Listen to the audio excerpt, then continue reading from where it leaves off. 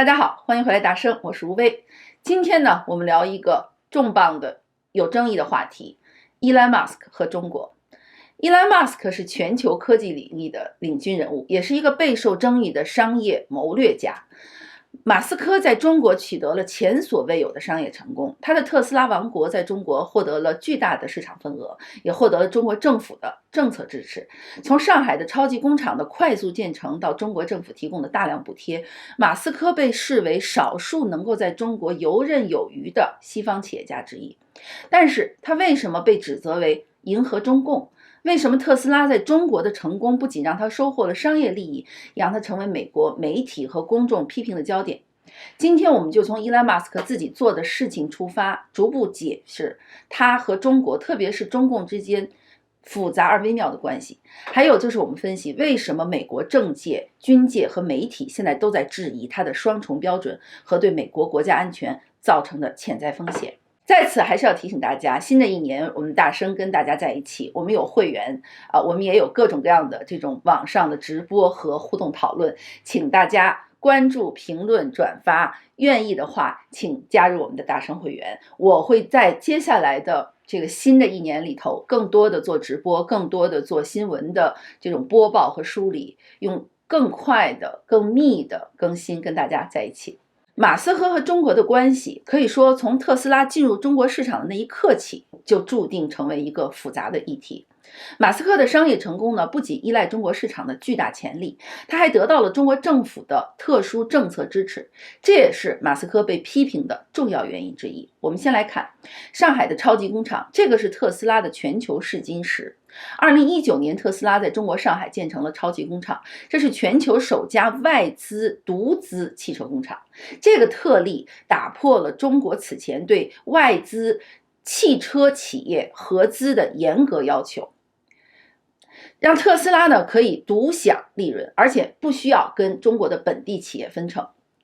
特斯拉在短短的1年里就完成了从审批到投产的整个流程，速度之快令人震惊。相比之下，其他的外资企业通常都是需要耗费数年时间才能完成类似的项目，所以可见它是绝对获得了政策上的优势。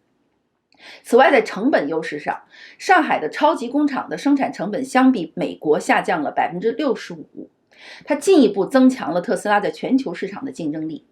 它还获得了中国政府的支持，中国政府提供了巨额的支持，比如中国的国有银行就向特斯拉提供了超过12亿美元的低息贷款，同时还给予了企业所得税减免和新能源车购车补贴各种优惠政策。再看第二点，在数据法规方面，中国政府给特斯拉有特殊安排。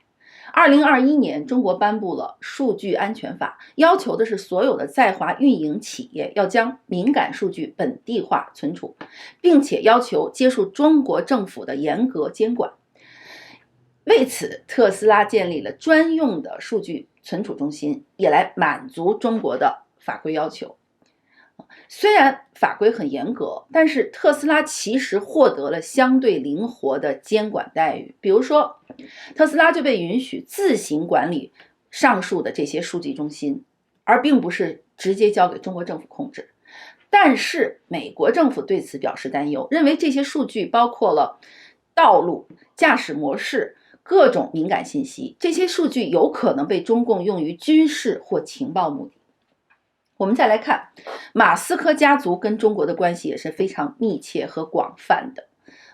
马斯克的弟弟金巴尔·马斯克在农业科技领域和中国企业有合作项目，特别是在精准农业和食品技术方面。还有就是马斯克的明星母亲梅耶·马斯克，梅耶是一直多次在中国出席商业活动的，而且他也一直作为公开推广特斯拉和相关品牌的形象大使，他本人就是个超级模特，他在中国还出书，他的书已经翻译成了中文。这些公开的家族层面的活动进一步的帮助了马斯克巩固了和中国的深厚关系，但是也证明他家族跟中国有千丝万缕的分不开的联系。从这里我们就能看到，马斯克在中国的成功并非单靠市场竞争，而是得益于中国政府的特殊支持和灵活政策。然而这些深度合作也成为让他在西方社会遭受批评的重要原因之一。接下来我们就来看美国政府和媒体为什么会对马斯克的中国战略如此警惕。我们先来看这些质疑的核心都是什么。美国的媒体和公众的质疑首先来自于对于国家安全的隐忧。马斯克和中国的合作最让美国政府和媒体感到警惕的是，可能在数据的军事化，还有高科技、高精度地图各方面都有一些潜在的危险和泄露。比如说，特斯拉在中国运营的每一辆车上都配备了大量的传感器和摄像头，每天采集的数据呢，它其实是以 PB， 就是petabytes 来计算的。这些数据对自动驾驶技术的研发至关重要，但是它们其实也是有军事用途的。此外，在高精度地图这方面，特斯拉的汽车收集的高精度地理数据也是可以用于分析军事基地周边的地形和活动的。还有就是驾驶模式，通过模拟驾驶模式和行为，特斯拉的数据有可能会为中共提供无人机和导弹导航系统的一些数据帮助。由于上述这些原因，美国的参议员克里斯·墨菲就曾经警告说，特斯拉的运营模式可能会为中共提供关键的战略资源，对美国构成直接威胁。此外，刚才我们提到的这个数据安全法，这个也是有深远影响的。刚才说到的2021年实施的中国的数据安全法，被认为是世界上最严格的数据监管法律之一。它要求外企是要将数据的本地化和接受政府可能做的审查和调用，这都是公开放在那儿的，是不可动摇的。对这样的严苛的法律，特斯拉是做出了让步的。刚才我们说了，特斯拉选择在中国建立独立的数据存储中心，来让特斯拉在中国的运营遵守中国法规。但是美国的情报机构对此就表示了非常的忧虑，认为这些数据是很可能被中共用于分析战略情报的。而且这个隐形风险是什么呢？虽然特斯拉声称这些数据仅用于商业用途，但是如果这些数据被挪作他用的话，仍然对美国的技术和军事安全造成威胁。再有就是马斯克的另外一个项目 SpaceX。 我们都知道 SpaceX 是美国的军事卫星发射的主要承包商，同时呢，马斯克他的星链也是用的这个 SpaceX， 星链又是全球互联网服务的核心提供者。然而特斯拉在中国的深度合作是有可能在 SpaceX 的安全方面造成一些间接威胁的。因此美国的太空部队的情报官员加尼翁少将就直接说过，说任何的数据泄露都可能让中国在太空战备中获得关键优势。而潜在后果是什么呢？就是如果特斯拉的数据或技术在中国被滥用，这种泄露就会威胁到美国的军事和科技领导地位。最近我前一段时间说过，最近《纽约时报》就专门登了一个来自美国的这个少将的这个自己的一篇署名文章，登在《纽约时报》的言论版。这篇文章被英国和美国其他很多媒体大量转载，很多评论员都在讨论这个问题。所以从国家安全的角度来看，特斯拉在中国的运营呢，已经超出了商业范畴。这种风险的存在让马斯克成为美国媒体和公众批评的焦点。然后我们现在来看，他还在哪些敏感的政治议题上有一些暧昧态度，让这些批评进一步升级。除了国家安全问题，马斯克在涉及中国的一些人权和政治的敏感议题上采取的态度，还有因此显示出来他对中共的暧昧态度，让他在西方社会引发了强烈的批评。这个地方我说的西方社会是美国、欧洲和整个的西方民主社会。哪几个话题？第一，在最为敏感的新疆问题上，特斯拉一直是沉默的，而且做了很多有争议的行为。2022年特斯拉就在新疆乌鲁木齐直接开设了一个展厅，但是过去这10几年，新疆因为在当地有强制劳动和涉嫌种族灭绝的一些问题，一直是国际社会关注的焦点，也得到了大量的来自人权和政治领域的批评。许多的世界级的跨国企业因此就选择退出新疆地区。但是特斯拉这个在新疆乌鲁木齐开展厅的行为就被广泛认为是对中共政府的政策的一个默许支持。美国的媒体就直接批评了，《纽约时报》就写过，说特斯拉在新疆的扩展不仅是商业选择，更是对中共政策的默许。可是马斯克对这样的评价、这样的批评一直保持沉默，从来没有回应，不回应任何争议。而这种沉默就是默认的态度，又进一步加剧了外界的不满。第二个也是敏感问题，台湾问题。2022年，马斯克在接受英国的《金融时报》采访的时候呢，直接提出建议，说台湾可以成为中国的特别行政区。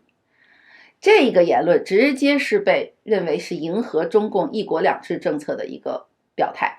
台湾外交部当时就做出了强烈回应，说马斯克的建议完全无视台湾人民的主权选择。国际社会也纷纷表态批评，说马斯克这个态度就直接是典型的商业妥协，来换取中国市场利益。此外，第三点，马斯克在多个场合对中国政府呢是有一种公开迎合的态度，他多次公开赞扬了中国政府。比如说，他2019年接受中国中央电视台采访的时候就说过，说中国政府的政策执行力全球首屈一指。还有他在特斯拉的一些商业活动上，当时问及中国和提及中国的时候，他对中国的不管是从政策还是环境还是各方面的这个夸奖溢于言表，从来没有说过对中国任何一句不好的批评的话。从这些表现我们能看出来，马斯克呢不仅是在他自己的商业行为上有争议，他的政治立场也让他成为这个被批评的靶心。那么美国政界对此又采取了哪些应对措施呢？我们继续往下看。马斯克与中国政府的这种深度合作引发了美国政界和军方的一些直接警告，特别是在国家安全领域。它的双重标准和特斯拉的数据运营模式，刚才我们说了，是被认为是可能威胁到美国的核心利益的。再比如，在联邦安全许可的潜在撤销方面也是有争议的。2023年，美国的参议员克里斯·墨菲就和多个民主党的参议员直接写信给了美国的司法部和国防部，说要求审查马斯克是否合适继续持有他自己的这个联邦安全许可。他们在信里特别提到了马斯克和中国政府高层的会晤缺乏透明度，认为他有可能将商业利益置于国家安全之上。当时墨菲的公开声明就说，马斯克对中国政府的合作模式令人担忧，他是否应该被继续信任，而参与涉及美国国家安全的事务已经成为一个无法忽略的问题。纽约时报就专门写文章说过，说马斯克从来没有披露过他自己和中共官员的具体谈话细节，而这些交流可能是直接涉及特斯拉在中国的核心数据和技术问题的。正好插着说一下，马斯克在中国几次访问，见过秦刚，见过李强。他在中国的所有的这种出行和会见都是被包括新华社、人民日报、CCTV 这些还有上海的本地的电视台这些第一线的国家媒体高调报道的。中国媒体对于马斯克的这种溢美之词，还有中国社交媒体上对于马斯克铺天盖地的形象塑造，大家都知道马斯克在中国是绝对的明星，而这种明星效应的存在其实是中国媒体的默许和中国媒体的参与操作。而《纽约时报》批评马斯克对于国家安全的威胁的这个背景，我刚才说过 SpaceX， 再强调一下， SpaceX 是美国军事卫星发射的核心承包商，现在几乎美国所有的国防卫星任务都被 SpaceX 垄断了。所以军方和这几个议员他们的公开表态就是反复强调了，说如果马斯克的国际业务妥协于中共政府，是可以间接威胁到 SpaceX 的技术安全的。美国的政界这些议员们其实也在推动立法限制方面在减少安全隐患，为了减少美国对与中国合作企业的这些依赖，美国国会议员其实提出过一些针对类似特斯拉这种跨国企业的严格限制措施。比如说我之前节目讲过的马可·卢比奥，他对中共的态度一直非常强硬，他就公开说过，特斯拉不仅是商业成功的典范，同时也是对中共政策的妥协典型。我们必须确保这些企业不会为了利益而危害美国的战略利益。在刚才我提到的那篇《纽约时报》很有影响力的关于特斯拉和马斯克的国家安全威胁的文章中，《纽约时报》又说过，说如果美国政府不采取更严格的审查措施，特斯拉这样的企业将继续在中国市场上扩展，同时规避更广泛的国家安全责任。其实美国这边呢有一些具体措施，比如说限制与中国有深度合作的企业获得联邦合同，刚才我说了，但这个是针对更多企业，不仅仅是特斯拉。这个限制是什么呢？是要加强对涉及敏感技术，比如说自动驾驶、人工智能的这些技术的出口审查，特别是涉及潜在军事用途领域。但是这个是在立法层面的进行时，接下来川普的新政府上台这一块怎么样？目前媒体还没有跟踪。此外，美国的空军和情报界对特斯拉在中国的数据收集方式也提过明确警告，认为这些行为一定会对美国的军事安全构成长期威胁。美国的太空部队这个情报官员叫加尼翁少将，他的直接引语是，特斯拉在中国的运营模式令人警觉，我们必须意识到这些数据不仅仅是商业资源，可能是潜在的战略情报资产。美国国家安全的核心问题在于什么？马斯克可能正在模糊特斯拉、SpaceX 和他自己个人利益之间的界限。第三点最重要的是，近期过去这1-2个月，随着马斯克在公开的支持川普，然后成功的帮助川普当选，还有马斯克已经成为了这个川普身边最重要的人，所以马斯克在中美关系中的角色越来越多的让大家关注和焦虑。因为马斯克他已经在影响川普与中美的斡旋了，就是他不仅仅再是个商人了，他已经通过自己的影响力和个人关系对中美关系的地缘政治动态产生了一些潜在的影响。尤其在不管是上一次川普执政期间和接下来他对川普的一些这种支持表态，还有现在他们两个亲密无间的这种关系，他其实一直在扮演一种非正式斡旋者的角色。首先说马斯克和川普的这个密切关系，我们不用再多聊了，他不但是公开支持了川普的竞选，还通过Twitter X 平台直接塑造了有利于川普的舆论环境。X 在他的算法的这种操纵下，已经成为了完全支持川普的任何政策，不管是不管是美国至上，还是民族主义，还是排外，还是右翼言论，还是这几天他们在这个要把加拿大、把欧洲甚至都给合并成美国的某一个州，这种言论上面 ，X 平台已经完全成为了马斯克和川普可以操纵的一个言论平台。这样一个典型的这种舆论合作呢，很明显的让公众和媒体对马斯克可能在其他方面也影响川普，尤其是影响川普的对华政策方面表达了担忧。他也可能在川普连任以后影响川普采取更加亲中的经济政策。马斯克对川普的影响，《纽约时报》就写过，说马斯克有可能不仅仅改变美国的经济方向，甚至对中美的地缘政治的微妙平衡产生深远影响。《华尔街日报》就直接说过，说马斯克与中国政府的深度互动，让他在中美关系中可能够扮演特殊角色，说他自己也在炫耀，也公开说了他跟中国高层有会晤，多次会晤，而且他又公开赞扬过中美经贸关系的重要性。这些都让人警惕，而不知道下一步会出现什么。2023年马斯克在中国访问的时候，和当时的中国外交部长秦刚，当然秦刚现在已经退下来了哈，当时他跟秦刚会面的时候就说，说中美的利益像连体双胞胎一样交织在一起，我希望我的企业能够促进双方关系的和谐发展。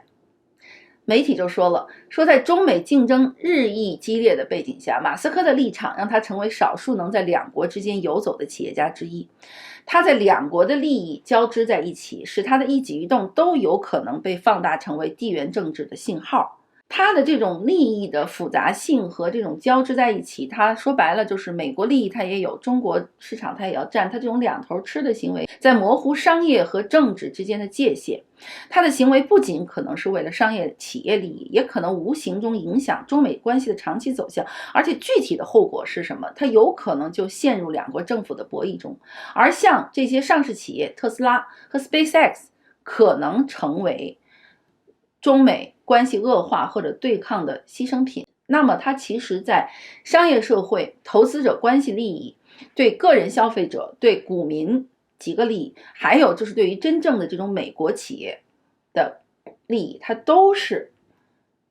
要付出一些代价的。这些模糊界限没有人替它梳理。简单分析一下中国市场的战略重要性，因为梳理了一下美国很多科技媒体、很多商业媒体在过去2-3年其实一直在总结中国市场的对于特斯拉、对于马斯克，甚至马斯克的商业帝国的愿景的重要性。可能我们之前没意识到中国市场对马斯克是如此重要，因为中国市场不仅是特斯拉的重要收入来源，也是特斯拉全球技术发展的试验场和关键节点。马斯克对中国的迎合很大程度上反映了中国市场对特斯拉乃至马斯克个人事业的重要性。拿电动车市场这个事儿来说，中国是全球最大的电动车市场，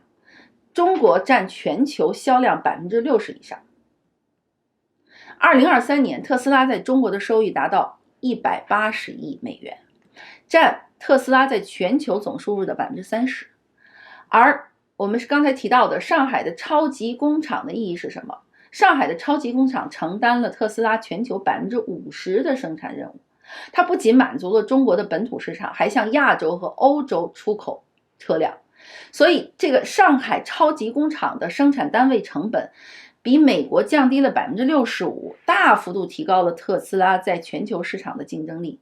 所以媒体分析说，如果失去了中国市场，特斯拉将不仅失去巨大的收入来源，而且有可能直接失去它全球供应链的重要节点。还有马斯克非常野心勃勃要推动的自动驾驶技术，中国是最关键的试验场。中国复杂的路况、高密度的交通环境为特斯拉的这 FSD， 就是全部或者叫完全自动驾驶这个 FSD 技术提供了无以伦比的数据支持。彭博就访问过一个分析师，这叫 Dan F， 是一个非常密的一个分析。当时这个分析师就说中国市场是特斯拉自动驾驶技术的金矿，如果没有中国，特斯拉在这个领域的领先地位将难以为继。为什么？在数据方面，在政策方面，在对 AI 的控制管理方面，其他国家、其他地方不会给特斯拉这么多优待。特斯拉在中国的优待是政策给的，不是市场给的。但是呢，它也在数据驱动方面面临一些竞争，可是因为这些竞争又可以帮助特斯拉进行技术更迭。在中国，特斯拉不仅面对的这个来自蔚来、小鹏这些本地的中国企业的这种激烈竞争，还要保持它自己的技术领先，来应对像百度的这个阿波罗这种本地自动驾驶项目的挑战。可是特斯拉会认为，这些来自中国这种咄咄逼人的、最有竞争力的自动驾驶技术的挑战是可以快速提升特斯拉的研发的。他们对此非常兴奋，一定要把住中国的这个黄金试验场。还有就是全球供应链的支柱也在中国。原材料和电池供应链方面，中国在锂镍这些电动车的核心原材料供应商是处于全球主导地位的。那特斯拉与中国电池制造商宁德时代他们的合作就进一步深化了这种依赖关系。第四点，马斯克是有全球野心的，他的眼光不仅仅是在美国，电动车市场对他来说是个全球市场，而上海工厂的出口在它的全球出口是有重要战略的，因为特斯拉的上海工厂2023年的数据，30%的特斯拉上海产的车是出口到亚洲和欧洲的其他市场的，所以马斯克就把上海工厂称为特斯拉全球生产的心脏。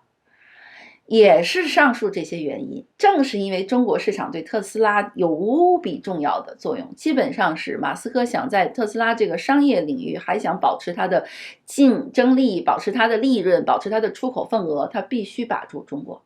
所以马斯克对中国政府采取了迎合甚至妥协的态度。所以媒体在说，马斯克不仅是商业实用主义的代表，他的沉默和妥协也让他成为全球企业伦理中一个复杂的案例。第二，他有很多两面的言论，这些言论现在越来越引起了西方媒体的反抗和批评。马斯克在公共表达领域，他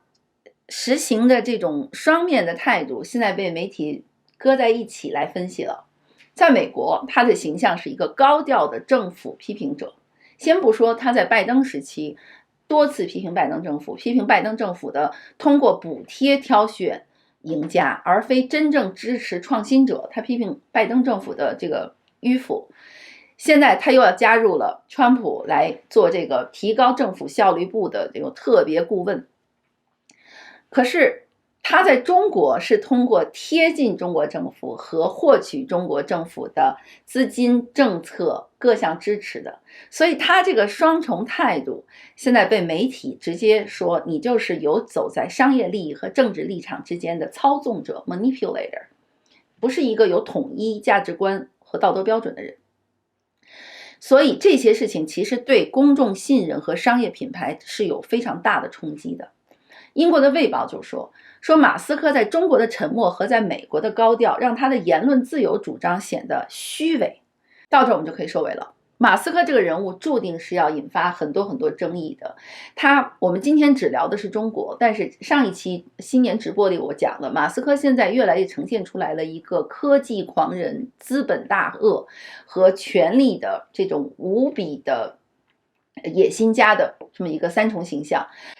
他在科技、政治和资本领域的各种盘动和全球扩张，现在全世界媒体都在注意。